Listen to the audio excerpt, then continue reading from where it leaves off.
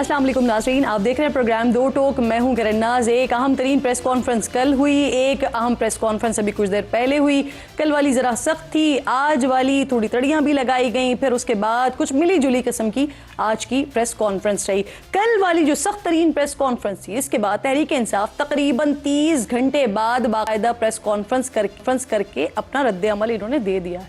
Chairman Tehreek Insaf barrister Gauhar ने Imran Khan minus की हुकूमती ऑफर पर रद्द अमल में कहा कि 1 नहीं फिर everyone माइनस हो जाएगा। इमरान खान से मुलाकातें बहाल करने के मुतालबे के साथ उन्होंने दबे लफ्जों में सख्त रद्द अमल देने की अपनी सी कोशिश की है। हम तो पहले ये बयानिया लेके जा रहे थे कि खान साहब को रिहा करो और यहाँ तक आ गए कि खान साहब से मुलाकात करो। हमने जितना बर्दाश्त किया इस मुल्क की खातिर, जमहूरियत की खातिर, लेकिन हम ये कहे कि अगर ये से हालात रहे, एक दूसरे के साथ ऐसा रवैया रहा, तो ये जमहूरियत में इसका सबसे बड़ा नुकसान होगा। और अगर नुकसान होते जा रहा है तो जिस तरह आजकल के अल्फाज है, जमहूरियत की ऐसी की तैसी हो जाएगी, जो नहीं होना चाहिए किसी सूरत। ये मुल्क डिजर्व करता है कि ये फले बढ़े, बेहतर हो। लेकिन अगर किसी ऐसी तरफ चल पड़े और इसी रवैये के साथ चले, फिर 1 माइनस नहीं होगा, फिर everyone माइनस हो जाएगा, जो नहीं होना चाहिए। इससे पहले तहरीक इंसाफ खैबर पख्तूनख्वा के सदर जुनैद अकबर खान ने अपनी जमात पर के लोगों के लिए जमीन तंग कर देने की धमकी आमेज गुफ्तगू की थी। मैं आपको खबरदार कर रहा हूं कि आसान नहीं होगा। अगर किसी ने गलती से इमरान खान के साथ बेवफाई की, मैं आपको गवाह बनाता हूं कि वो अपने घर से नहीं निकल सकेगा। PPK की जमीन उस पर तंग कर देंगी। बीसी हलचल के दौरान नाज़रीन, आज 9 मई केसेस में शामिल सियासी रहनुमाओं के नाम एग्जिट कंट्रोल लिस्ट में डालने की बाज़ाब्ता मंजूरी दे दी गई है। ज़रा ऐसा बता रहे हैं कि महकमा दाखिला पंजाब ने वफाकी हुकूमत से 132 नाम ECL में शामिल करने की सिफारिश की थी, जिसके बाद आज बानी PTI शाह महमूद कुरैशी, उमर अयूब, फवाद चौधरी, शिबली फराज, अली अमीन गंडापुर, शहरियार आफरीदी, उस्मान डार, शीरी मजारी, जरताज गुल और कवल शोजब के बैरून मुल्क जाने पर भी पाबंदी आयद कर दी गई है। इनके अलावा शेख रशीद, शेख राशिद, ताहिर सादिक, राजा बशारत और वासिक कयूम भी बैरून मुल्क नहीं जा सकेंगे।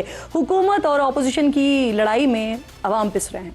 पाकिस्तान को आगे ले जाने के लिए मजबूत सियासत नज़रअंदाज हो रही है। आज मुल्की मईशत और इस पर अवामी राय से मुत्तफ़िक़ IPSOS का सर्वे सामने आया है, जिसमें बताया गया है कि सिर्फ 18% पाकिस्तानी मईशत को मजबूत समझते हैं और हर 5 में से सिर्फ 1 शहरी मुल्क की माशी हालत को बेहतर तस्वुर करता है। इसी सर्वे के मुताबिक सिर्फ 16% लोग मुस्तक़बिल में सरमायाकारी के लिए पूरे एतमाद हैं। इसी सर्वे में यह भी बताया गया है कि 89% पाकिस्तानी घरेलू खरीदारी में खुद को गैर मुतमईन महसूस करते हैं। सर्वे के मुताबिक महंगाई पर अब भी आवाम को बहुत ज़्यादा तशवीश है। सूरत हाल क्या डेवलप हो रही है, इस पर बात करने के लिए प्रोग्राम में मुझे सेनेटर आबदा साहब, सीजन्ड सीनियर पॉलिटिशियन हैं, ज्वाइन कर रहे हैं। बहुत बहुत शुक्रिया आपका। सबसे पहले तो तकरीबन कोई 30-32 घंटे के ब्रेक के बाद पाकिस्तान तहरीक इंसाफ ने अब से कुछ देर पहले रद्द अमल दिया, और जो रद्द अमल दिया उन्होंने अपनी सी कोशिश की कि थोड़ा सा वो सख्त भी लगा, फिर बाद में उन्होंने अपील भी की। लेकिन आई डोंट नो आपसे इजाज़त ली थी या नहीं ली थी, लेकिन आप ही के जुमले इस्तेमाल करते हुए कुछ ऐसी की तैसी उन्होंने कहा है कि अगर ये सिचुएशन चलती रही तो जमहूरियत की तो ऐसी की तैसी हो जाएगी। फैसल साहब, बहुत शुक्रिया जी। मेरे ऐसी की तैसी के अलावा माइनस everyone वाली बात मैंने PTI के लिए कही थी, वो भी उन्होंने वहाँ से पिक की। लेकिन गौहर साहब एक अच्छे इंसान है, मुखलिस इंसान है। उनकी मजबूरी है, सोशल मीडिया से घबराते हुए वो उन्होंने कोशिश की। लेकिन ठीक है, मैं इसको समझता हूँ कि एक उन्होंने मुस्बत नरमगोशी और जो बरख्स थी उनकी बानी की फरमाइश, ख्वाहिश, आई मी एंड माई सेल्फ वाली जो थी उनकी थ्योरी, जो फेल होती हुई, फ्लॉप होती हुई, दफन होती हुई नजर आई है।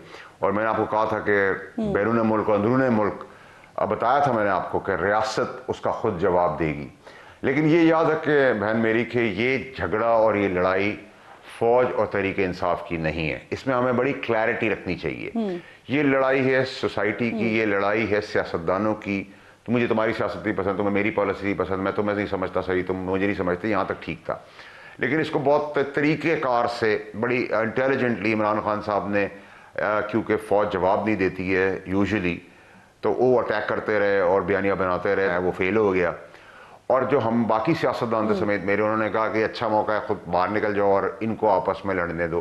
तो ये तासुर हमें बताने की बहुत ज़रूरत है कौम को। और पख्तून, सिंधी, बलोची, माजर और जितनी भी कौमियत हमारे वहाँ मौजूद हैं वो सब भाई भाई हैं इस फौज के अंदर। वो सब मिलके इस मुल्क की प्रोटेक्शन करते हैं। तो ये लसानियत का जो ड्रामा करने की कोशिश की है उनका भी मुकाला होगा।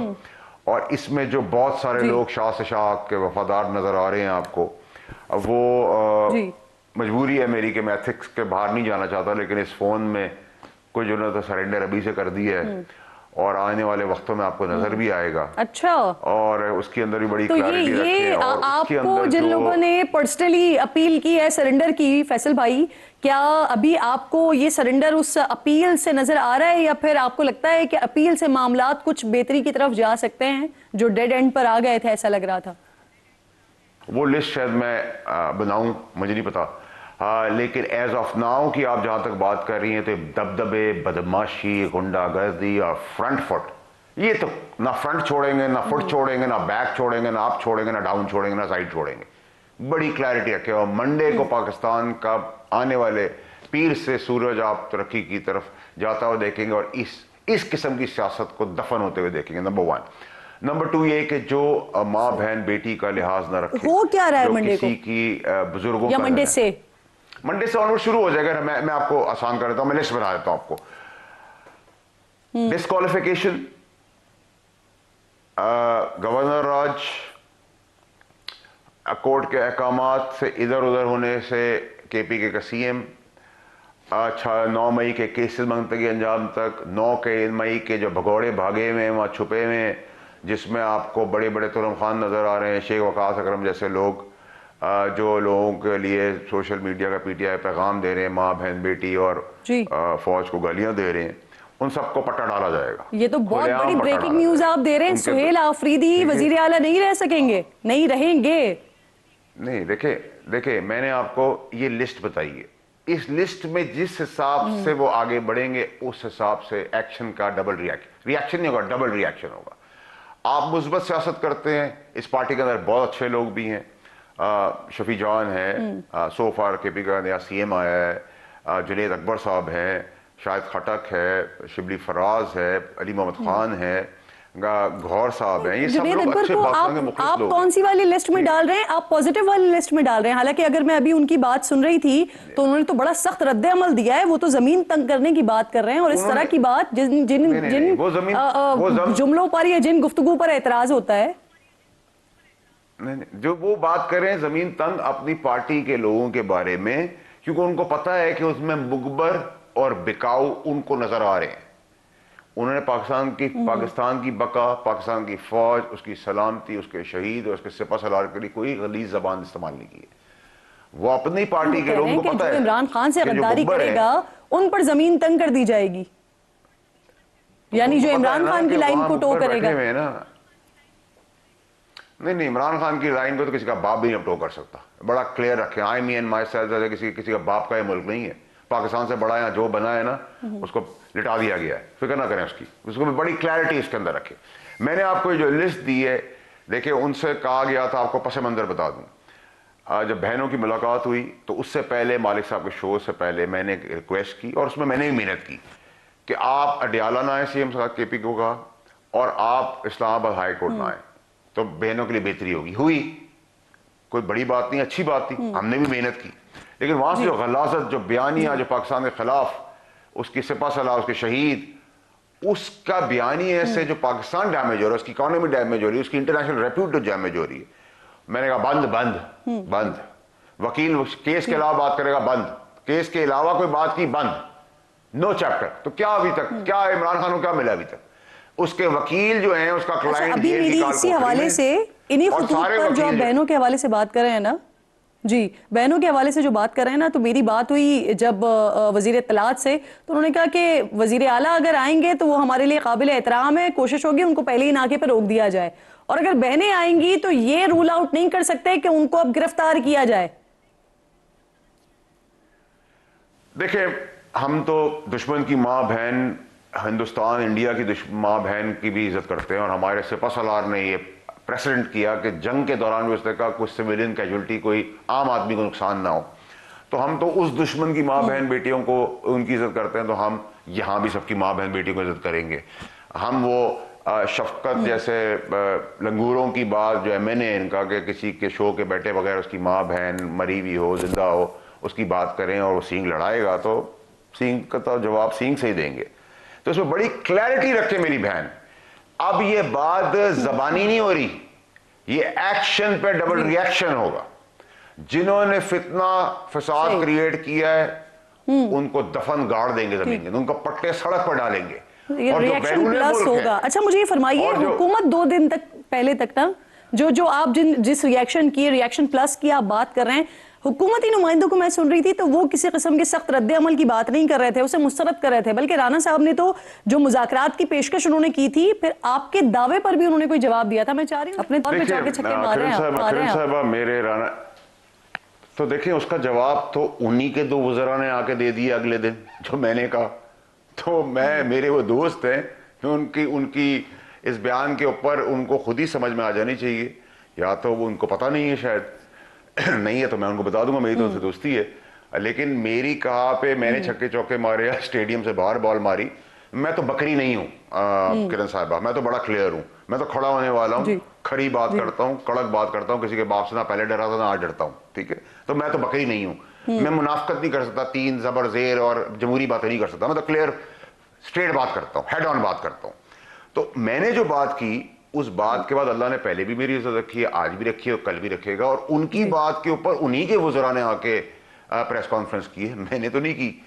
ना मैं उनको रिप्रेजेंट करता हूँ, मैं तो जो अपनी बात करता हूँ वो उसकी मेहरबानी है कि वो वैसे ही होता है, रहा है, होता है और होता रहेगा इंशाल्लाह। वैसे ये बात तो देखने वाले नाज़रीन जिन जिन प्रोग्राम्स में आप शिरकत करते हैं ये देखने वाले नाज़रीन जानते हैं। और एक बात की तो मैं भी तस्दीक कर सकती हूँ, कल आपने मुझे कुछ खबरें दी थी और वो दुरुस्त साबित हुई थी बाद में कुछ घंटों के बाद। तो मैं इस बात की तायद करती हूँ, अब आपका ताल्लुक किसी भी तरफ से हो, किसी की भी तर्जुमानी कर रहे हो, लेकिन खबरें आपके पास बिल्कुल दुरुस्त होती हैं। अब मुझे ये फरमाइए कि खान साहब का आप मुस्तकबिल क्या देख रहे हैं या आप अंजाम क्या देख रहे हैं, क्योंकि अब हुकूमती वज़रा की तरफ से कुछ इस तरह की ऑफर्स भी आ रही है कि माइनस इमरान के साथ ही कुछ हो सकता है, पीटीआई को प्रॉपरली पॉलिटिक्स करने की इजाजत मिल सकती है। तो क्या आप अल्ताफ हुसैन वाला अंजाम देख रहे हैं?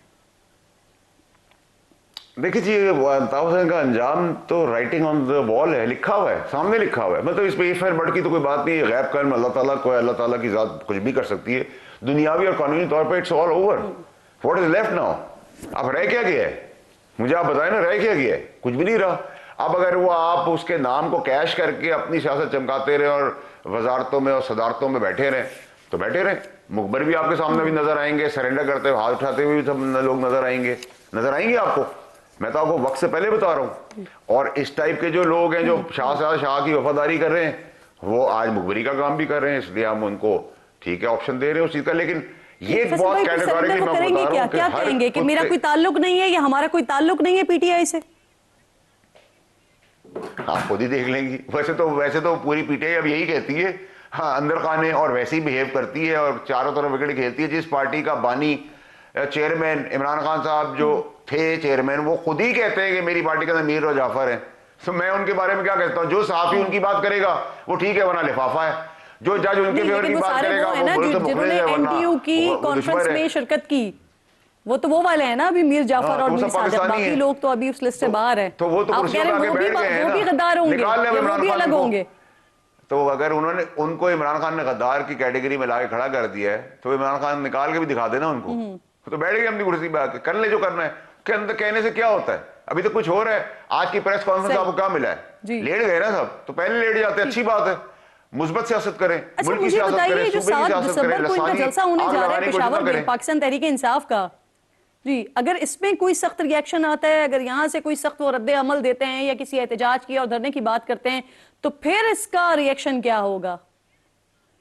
देखिए किरण साहिबा, हमने मशवरा दिया था, क्योंकि आप पीटीआई वाले खुद कहते हैं कि हमसे इस्लामाबाद में कंट्रोल नहीं होता और हमारे हाथ से चीजें निकल जाती हैं, तो हमने कहा पेशावर में करें, आप अपने इलाके में करें, अब बहुत अच्छा प्रोटेस्ट होगा, लोग भी आएंगे। लेकिन वो अगर कन्वर्जन धौंस, जबरदस्ती, बदमाशी, लॉन्ग मार्च इस पे होगा तो रौंद के साथ साथ गाड़ दिए जाएंगे। और आपको मैं क्लैरिटी से बता दूं क्या, और क्या आप पूछना चाहती मेरी बहन, मैं वो और खुल के आपको बता देता हूं। पाकिस्तान अब मनफी सियासत, गुंडागर्दी की सियासत और बदमाशी की सियासत अपनी फौज, उसके सिपह सालार, उनके शहीदों के बारे में किसी किस्म की बकवास नहीं बर्दाश्त कर सकता, नॉट इवन एन इंच। और नवाज शरीफ साहब जो एहतसाब की बात कर रहे हैं, डबल रिएक्शन। नवाज शरीफ साहब जिस एहतसाब की बात कर रहे हैं वो एहतसाब भी होगा, वो हुकूमत कर सकेगी? देखिए जी, 75 साल में तो नहीं हुआ और अगले 75 साल भी मुझे होता हुआ नजर नहीं आ रहा है, लेकिन क्योंकि उनके साथ भी पैसे ना लेने पर, ये पहली सजा थी जिसमें पैसे ना लेने के ऊपर उनको सजा हुई, तो नेचुरली एक आदमी हर्ट तो हुआ था कि उसके अलावा एक और इंसाफ के कटहरे में किसी ने जर्ब दिए तो मैं भूलूंगा तो नहीं। तो अब वो नवाज शरीफ साहब की मर्जी है, लेकिन मेरे साथ सींग लड़ाएगा तो मैं तो दोस्ती और दुश्मनी खुलकर निभाता हूँ, 20 साल तक निभाता हूँ, मैं तो निभाऊंगा। फैज हमीद के हवाले से आप पिछले साल भी बताते रहे जी, ठीक, आप पहले भी बताते रहे, हमारी भी अभी पिछले दिनों जितनी भी कल की हो या उससे पहले की बातें हों तो बार बार ये सवाल पूछा गया, ये कब तक आने वाला है फैसला? देखिए, मैं आपको ये जरूर बता सकता हूं कि जैसे भुट्टो साहब की बात 45 साल बाद क्लियर हो गई, उनका जुडिशियल मर्डर हो, उस पर इतना टाइम नहीं लगेगा और उम्मीद करता हूं कि उनको सजाए मौत ना हो, 14 साल की कैद तो भी रिटन ऑन द वॉल है कि उसमें करप्शन है, बगावत है, दुश्मनी है। तो जो सिपह सलार मेडल्स शहीदों की बेस पे उसका कस्टोडियन है और मुल्क का रखवाला है और मुल्क का झंडा गाड़ के उसने अपनी काबिलियत दिखाई है, आप समझ सकते हैं कि वो अपनी रिजीम के अंदर कोई ऐसी चीज होने देगा। तो इसमें बड़ी क्लैरिटी है, वो कानून की कार्रवाई है जो फौज का तरीकेकार है उसके तहत चल रहा है और बहुत जल्द सामने आएगा। उसमें हमें 45 साल वेट करने की जरूरत नहीं। 9 मई के भी वाकयात और उनके जो केसेस हैं वो मंतकी अंजाम तक नजर आएंगे आपको। जो छुपे हुए हैं वो पकड़े जाएंगे, उनको हम पीछे आएंगे, हम उनको ढूंढेंगे, हम उनको निकालेंगे, उन पर पट्टा डालेंगे, उनको घसीटेंगे, कानून और कोर्ट कचहरी के अंदर लेके आएंगे। बहुत बहुत शुक्रिया, इससे ज्यादा क्लियर तो मैं नहीं हूँ। बहुत बहुत शुक्रिया आपका। ठीक ठीक, बहुत शुक्रिया आपका। इंपॉर्टेंट बात कर रहे थे, आप कह रहे हैं 45 साल नहीं लगेंगे, लेकिन क्योंकि अब ये मामला बढ़ता जा रहा है आगे तो इस वजह से अब ये सवाल बार बार उठ रहा है कि ये फैसला आएगा कब तक। अता तारड़ साहब वफाकी वजीर इत्तलात हैं, मेरे इंतहाई मोअज़्ज़ज़ मेहमान हैं, प्रोग्राम में मुझे ज्वाइन कर चुके हैं, आपकी बेहद शुक्रगुजार हूँ। अता साहब जरा बात का आगाज़ यहीं से कर लेते हैं। आज 132 पाकिस्तान तहरीक इंसाफ के रहनुमाओं का नाम जो है वो एग्जिट कंट्रोल लिस्ट में डाला गया है, तो क्या मैं इसे ये कह लूँ कि कल की प्रेस कॉन्फ्रेंस का ये पहला नतीजा है? ये पाबंदियां इतनी जल्दी नाफिज अमल नहीं होती, ये तो बड़ी देर से मामला चल रहे थे कि जिन लोगों पे लीगल केसेस हैं, चाहे वो FIA के हों, चाहे वो 9 मई के हों, चाहे वो दीगर हों, किसी भी नौयत के हों, तो ये वो तमाम लोग हैं जिनके नाम ऑलरेडी मौजूद थे। और देखिए ये तो अभी सामने आया ना, कल 2 लोगों ने जाने की कोशिश की तो वो नो फ्लाई लिस्ट में थे और उनको रोका गया, तो ये तो कल सामने आया ना। ये तो नाम वक्तन फक्तन केसेस पे डिपेंड करता है और उसका DG ISPR की प्रेस कॉन्फ्रेंस एक अपनी जगह पे, उसको एक एक वर्ड को हम इंडोर्स करते हैं, उन्होंने बिल्कुल दुरुस्त बातें की और उसको हम बिल्कुल उसकी तौसीक करते हैं और उसकी तौसीक के साथ साथ हर हवाले से हम समझते हैं कि वो उन्होंने बिल्कुल ठीक कहा जो कहा। In addition to that case पे डिपेंड करता है, FIA कई केसेस मूव करता है, कई पुलिस करती है, कई national cyber crime investigation agency करती है, तो ये नाम डलते रहते हैं।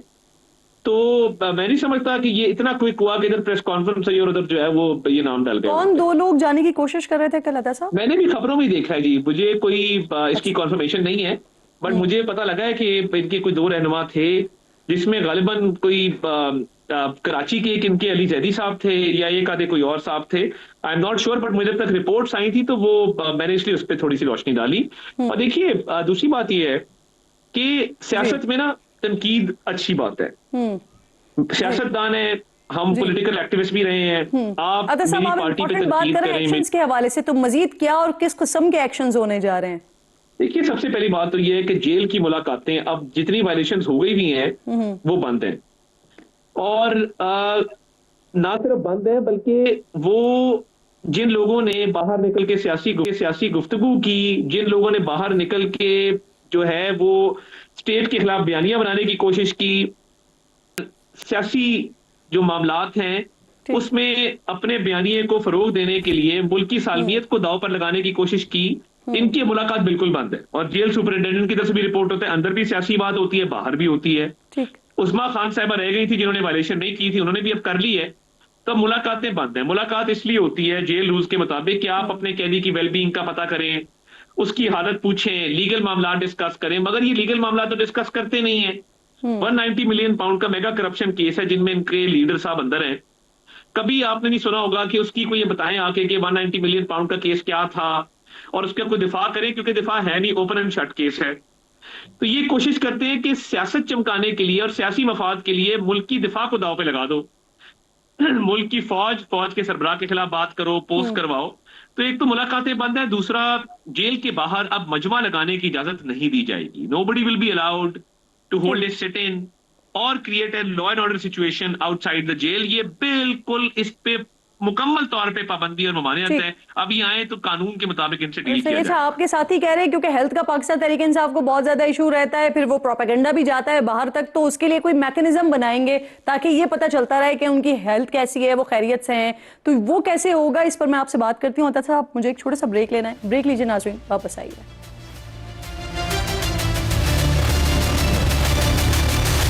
वेलकम बैक उनसे जी। अता तारड़ साहब साथ मौजूद हैं। सर, आपने तो बिल्कुल पाबंदी का ऐलान कर दिया ना मुलाकात में, तो क्या आने वाले दिनों में इजाजत किसी तरह का कोई तहरीरी मुआहदा होगा उसके तहत दी जाएगी? और फिर वजीर आला सुहेल आफरीदी अगर आते हैं तो उनके लिए क्या? देखिए, पहली बात तो ये है कि वजीर आला एक कॉन्स्टिट्यूशनल ऑफिस होल्डर हैं, हमारे लिए लायक एहतराम है।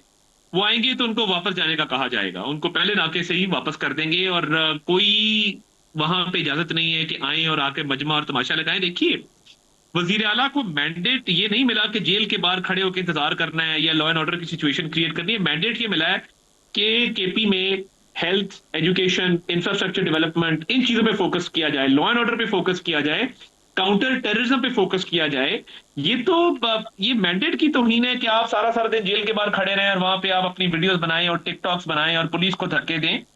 तो ये तो इनको वापस किया जाएगा और इनको रिक्वेस्ट की जाएगी कि वापस चले जाएं। देखिए, मुलाकात जो है, ये जो मुलाकात के मकासद है, ये तो गुड बिहेवियर से तय होगा ना। यानी ये अपने कॉन्डक्ट से ये प्रूव करेंगे कि हम इस काबिल हैं कि हमारी मुलाकात करवाई जाए, and they will fall in line. Because देखिए, पहले एक पूरा बयानिया किरनाज साहिबा बनाया गया कि ये सेहत खराब है और इंटरनेशनल मीडिया आउटलेट्स कितनी अफसोसनाक अच्छा, बात वजीर है। आला को तो वापस भेज दिया जाएगा, लेकिन बहनों का क्या उन्हें फिर गिरफ्तार किया जाएगा अगर वो आती हैं तो? देखिए, इसको रूल आउट नहीं किया जा सकता। मैं बिल्कुल ये नहीं कहूंगा कि जी ये खारिज से इम्कान नहीं है, और बिल्कुल डिटेन करके तो ये बिल्कुल ये ऑन द कार्ड्स है। और इसके अंदर बहुत जरूरी है कि हर हवाले से कानून जो है वो हरकत में आएगा और ये कानून के मुताबिक होगा, इसमें कोई गैर कानूनी चीज नहीं होगी। और जो आप गुड बिहेवियर की बात कर रहे हैं, उससे क्या मुराद है? देखिए, मुलाकात का एक मकसद है और मुलाकात का कैदी की सेहत, कैदी के लीगल मामला से ताल्लुक है। ये जेल के बाद लॉ एंड ऑर्डर सिचुएशन ना क्रिएट करें और बाहर आके सियासी गुफ्तगू ना करें। उज़्मा खान की मुलाकात सिर्फ इसलिए कराई गई कि वो सियासी गुफ्तगू नहीं करेंगी, हमें लगता था कि नहीं करेंगी, और वो आके कोई ऐसी सिचुएशन क्रिएट नहीं करेंगी, सोशल मीडिया पोस्ट नहीं करवाएंगी, वो सारे काम उन्होंने किए। तो देखिए, ओवर टाइम अगर इनका बिहेवियर इंप्रूव करता है और ये फौज के सरबराह मुल्क की सालमियत इस हवाले से को अपना शो करते हैं कि ये सियासत करें, मुल्क को दाव पे मत लगाएं, और अगर पे लगाना चाहते हैं तो देखिए ये तो इजाजत नहीं दी जा सकती। अच्छा अदा साहब, अब हुकूमत जो है वो दो मुतालबे कर रही है ना, एक तो माफी का मुतालबा कर रही है, दूसरा माइनस इमरान का मुतालबा कर रही है, तो फिर उसके बाद पाकिस्तान तहरीक इंसाफ को मुकम्मल सियासत की इजाजत होगी? क्योंकि माजी में MQM और अल्ताफ हुसैन की मिसाल देखिए, है मेरी तो अपनी बतौर पॉलिटिकल वर्ग ये सोच है, और ये सोच की वजह है, जब हम असेंबली में जाते हैं ना तो इनके बहुत सारे मेंबर्स हमारे पास आते हैं, वो हमें ये कहते हैं कि जी सियासत होनी चाहिए, हमारी कंपल्जन है, हमारा लीडर में मजबूर करता है कि ये स्टेट के खिलाफ और फौज के खिलाफ बात करो। और देखिए, शेर अफजल मरवत साहब ने अपनी राहें जुदा की, मुबारक जेब ने की, उस्मान साहब ने की, औरंगजेब खिची साहब ने की, बहुत सारे लोग हैं वो छोड़ के आ गए हैं। उन्होंने कहा ये हम मुल्क की खातिर सियासत करते हैं, ये कोई सियासत नहीं है कि आप फौज को गालियां दें और फौज के सरबराह के खिलाफ जो है वो बयानिए बनाए।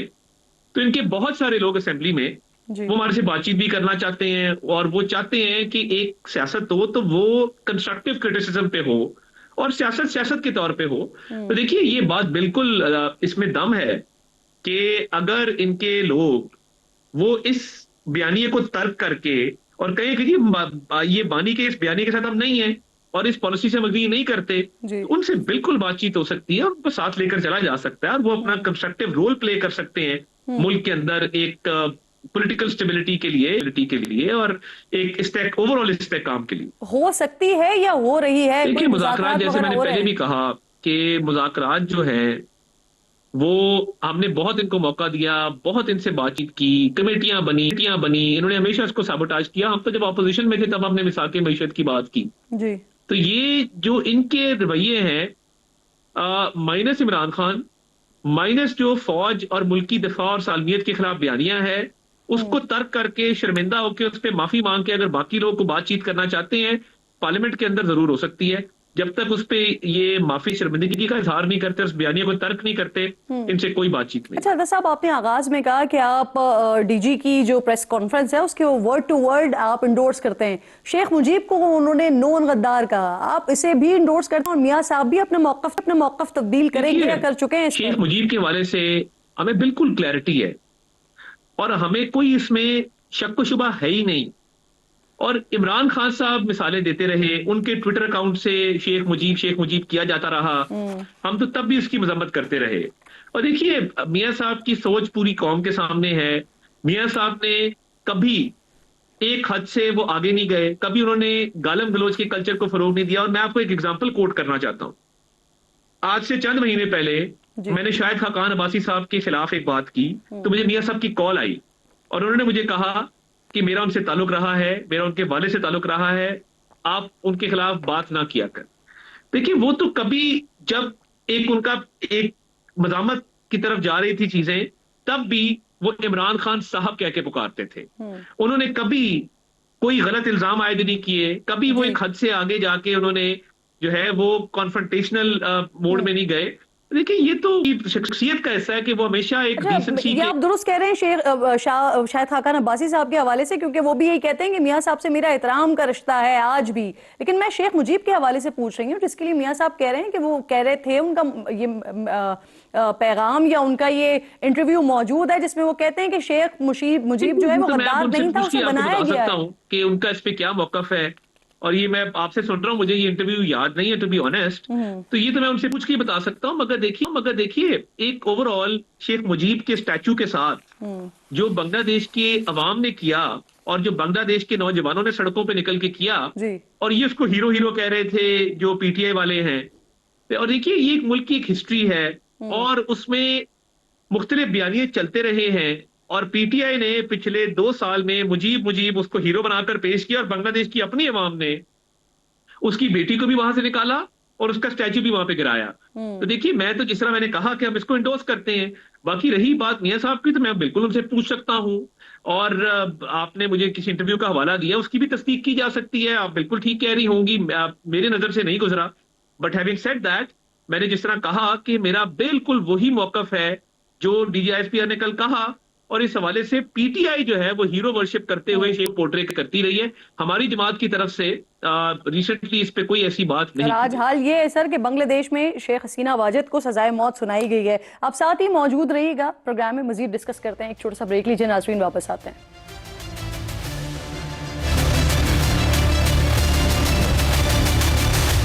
प्रोग्राम में एक बार फिर आपको खुशामदीद कहती हूँ। तारिर साहब, एक सवाल और भी उठ रहा है सर, जब ये प्रेस कॉन्फ्रेंस कल वाली हुई से एग्जैक्टली एक दिन पहले आपने और आजम नज़ीर तारड़ साहब ने भी प्रेस कॉन्फ्रेंस की, लेकिन क्या हुकूमत तहरीक इंसाफ के जिस तरह से इल्जामात हैं या जो उनकी जबान दराजी है उसका सही जवाब नहीं दे सकी, कि जिसके बाद फिर तर्जुमान पाक फौज को खुद आना पड़ा और वजीर आजम की मुशावरत से ये प्रेस कॉन्फ्रेंस हुई है? सर देखिए, पहली बात तो ये है कि बयानिए के हवाले से हमारी बिल्कुल सिनर्जी है और बिल्कुल सेम पेज है। अगर आप बात करें कि जी इन्फो डोमेन में भी हमारा डीजीआईएसपीआर का, मैं समझता हूं कि बिल्कुल एक आइडियल वर्किंग रिलेशनशिप है। बट हैविंग सेड दैट, हमने भी प्रेस कॉन्फ्रेंस की एक दिन पहले, मगर ये जरूरी समझा गया कि डीजीआईएसपीआर भी इस पे बात करें, क्योंकि देखिए जो माहौल ये क्रिएट करने की कोशिश कर रहे हैं फौज के खिलाफ, और हम तो डिफेंड भी करते हैं और हर हवाले से इस पीटीआई के इस बयानी को रद्द भी करते हैं, मगर देखिए इंस्टीट्यूशन को एक अपनी रिस्पेक्ट के हवाले से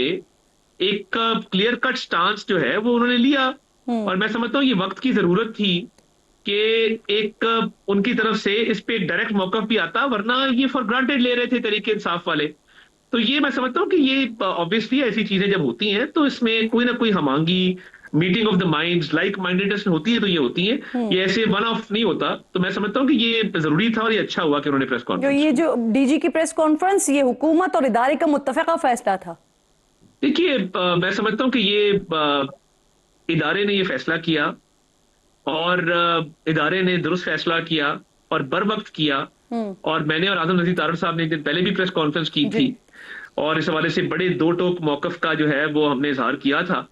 तो ये इदारे का फैसला दुरुस्त था और इदारे ने बड़ा बर वक्त इस पे जो है वो एक्ट किया। ठीक, बहुत बहुत शुक्रिया आपका। अताउल्लाह तारड़ साहब प्रोग्राम में साथ मौजूद थे, अहम गुफ्तगू कर रहे थे पाकिस्तान तहरीक इंसाफ के हवाले से क्या आगे सोचा जा रहा है उसके बारे में बड़ा वाज़े और बड़ा क्लियर मौक़िफ़ आप दे रहे थे। आपकी बेहद शुक्रगुजार हूँ। प्रोग्राम के आखिर में नाज़रीन बात करेंगे कि पाकिस्तान का निज़ाम कभी मायूस नहीं करता, उम्मीदों पर पूरा और खरा उतरता है।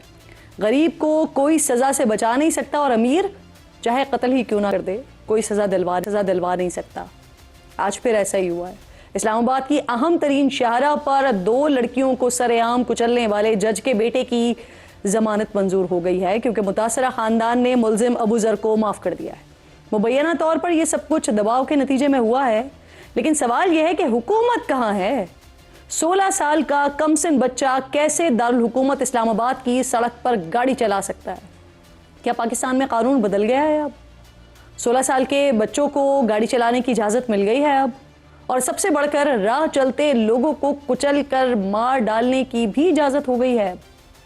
सोशल मीडिया पर मुबैना तौर पर अबू जर से मंसूब 2018 की भी कुछ वीडियोज़ वायरल हो रही हैं। हालांकि उस वक्त उसकी उम्र तकरीबन 10 साल बनती है और वीडियो में भी वो बच्चा ही नज़र आ रहा है। बहरहाल मुकदमे में सुलह के बाद कानूनी कार्रवाई अगले मराहिल की जानिब बढ़ेगी और जल्द हम सुनेंगे अबू जर को बाइज्जत तौर पर बरी कर दिया गया है। पाकिस्तान में ऐसी कई मिसालें हैं। पिछले साल की अगर मैं बात करती हूँ तो कराची में खातून नताशा ने नशे की हालत में गाड़ी चलाते हुए बाप बेटी को कुचल डाला था। इसमें भी मकतूलीन के वरसा ने अल्लाह की रज़ा के लिए मुलजिमा को माफ़ कर दिया था, जिसके बाद कराची की डिस्ट्रिक्ट एंड सेशन कोर्ट ने मुलजिमा को बरी कर दिया था। हालांकि नताशा के खिलाफ रियासत की मुद्दत में मुनशियात के इस्तेमाल का मुकदमा दर्ज किया गया था। नाजिम जोखियो केस यहाँ भी कुछ ऐसा ही हुआ था, जहाँ मकतूल के वरसा ने बासर रुकने असम्बली से अदालत से बाहर सुलह करते हुए मुलजिमान को अल्लाह की रज़ा के लिए माफ़ कर दिया था। शाहरुख जतोई केस, इसे कोई कैसे भूल सकता है। इस केस में भी मकतूल शाहजेब के वरसा ने मुलजिमान से सुलह कर ली थी। हालांकि शाहजेब के वालिद खुद पुलिस के एक ऑन ड्यूटी ऑफिसर थे। मिसालें इतनी हैं कि देते देते शायद मेरे प्रोग्राम का वक्त ख़त्म हो जाएगा, लेकिन ऐसी कोई मिसाल नहीं है कि जिसमें ताकतवर के मुकाबले में कमज़ोर को इंसाफ मिला हो। वक्त ख़त्म हो गया प्रोग्राम का। इंशाल्लाह मुलाकात होगी कल। अपना और अपने मुल्क का ख़ास ख्याल रखिए। फ़लस्तीन को, मकबूजा कश्मीर को अपनी दुआओं में याद रखिए। अल्लाह निगहबान।